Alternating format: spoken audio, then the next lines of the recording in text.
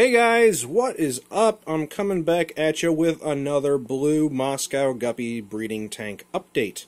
So it's been a little while since I've updated anyone on this particular tank, and there's a good reason for that, and I'm going to go ahead and explain a few different things that have been going on in this tank. First off, I had a small outbreak of fin rot, which was not good.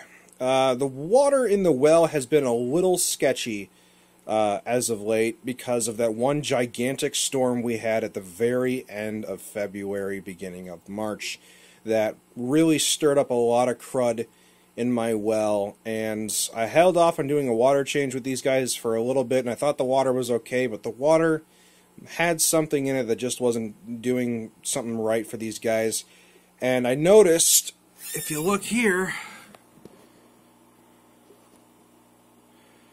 well, really raggedy fins. And at first I thought to myself, well, are the boys nipping at each other because there's only boys around? And I'm like, nah, that doesn't seem like the case. They haven't done that before. And, you know, I did some digging around, took some pictures, asked some other folks, and we came to the conclusion, yep, it's probably fin rot. And I'm like, great. That's the last thing I need on top of everything else, because if you remember a few videos back, that water had killed the biological filtration in 2 of my tanks. So it's been a pretty rough ride for all my little fishy buddies as of late. But things are getting better, because if you look at their tails, the white markings that are indicative of fin rot are disappearing. Thank goodness. Here's what I did to fix the fin rot issue. First off, water changes every single day. Water changes, 25 to 35% at least. You need to keep the water absolutely pristine with these types of guppies, because show guppies, Moscow guppies, you know, any sort of guppy that has really refined genetics are a result of selective inbreeding, which means their genetics are not as hardy as some other kind of guppies.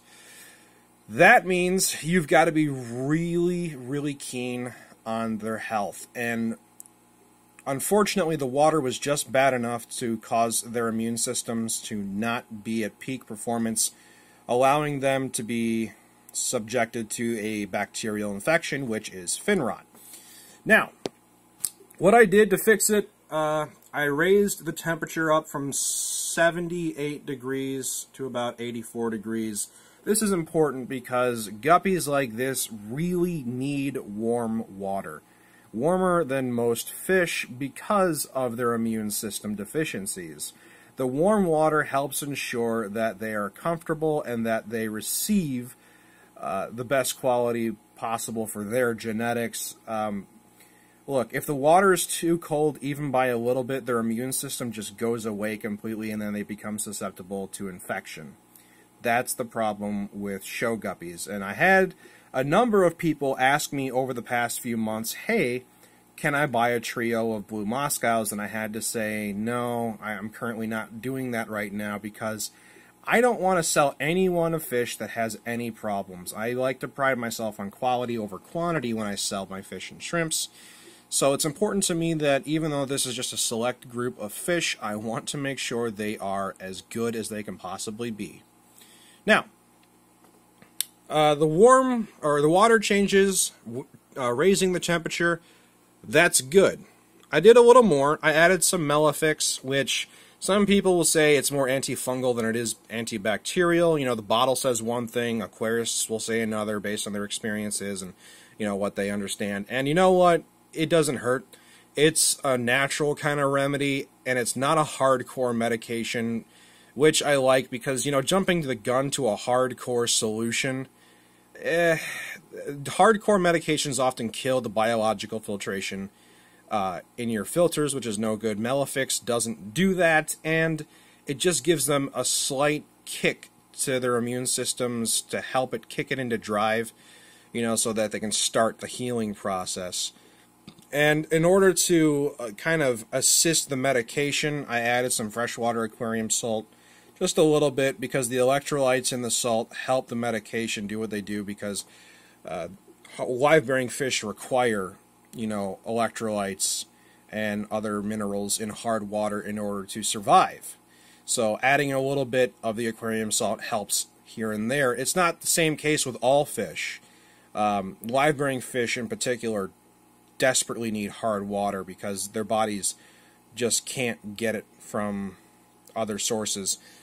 So these guppies in particular are just super susceptible to infection because they are, closer to show quality guppies, and that means inbred genetics.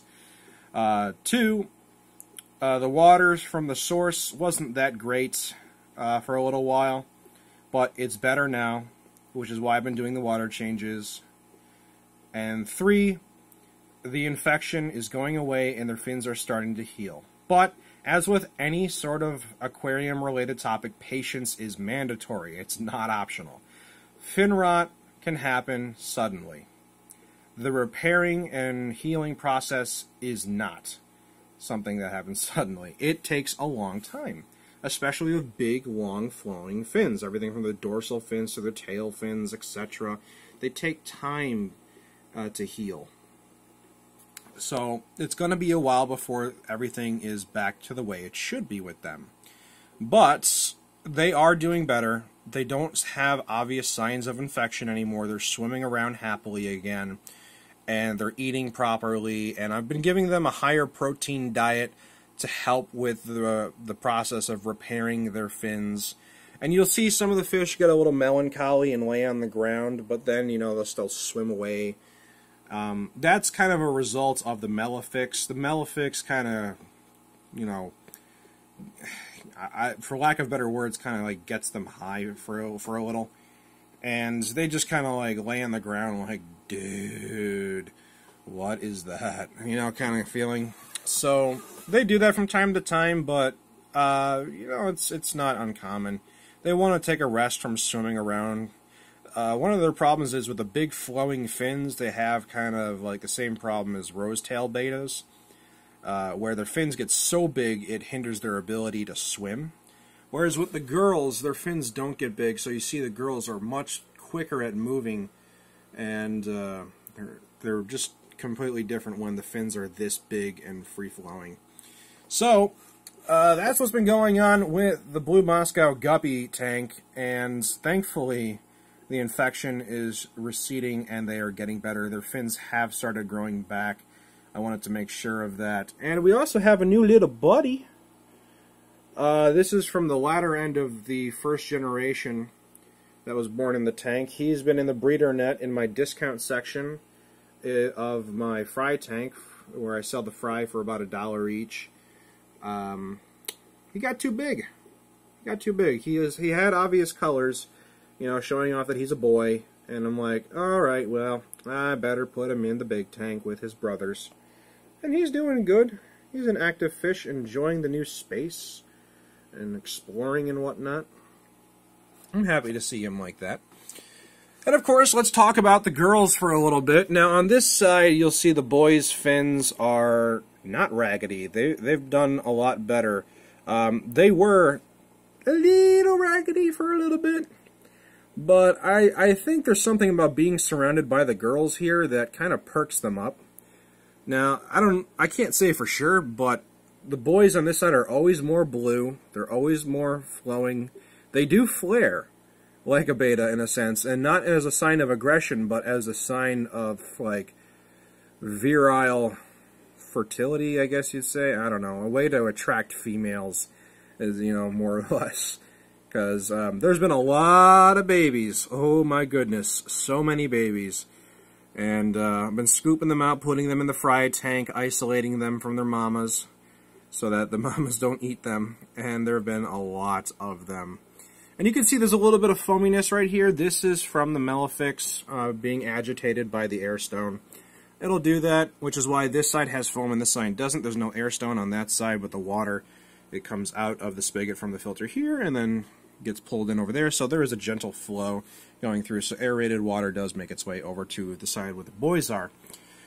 But some of the girls had some fin issues as well, so it led me to believe that it probably wasn't a nipping issue. It was something bacterial. So I just medicated the entire tank to make sure that all the fish were doing better. and everyone seems to be okay, and everyone's recovering. So it was a rough ride, but we're getting through it. And you can see back there, you know, that's a lot of calcium buildup because the water here is really hard and has a lot of calcium. The calcium's good for the invertebrates, like my shrimps and my snails and whatnot.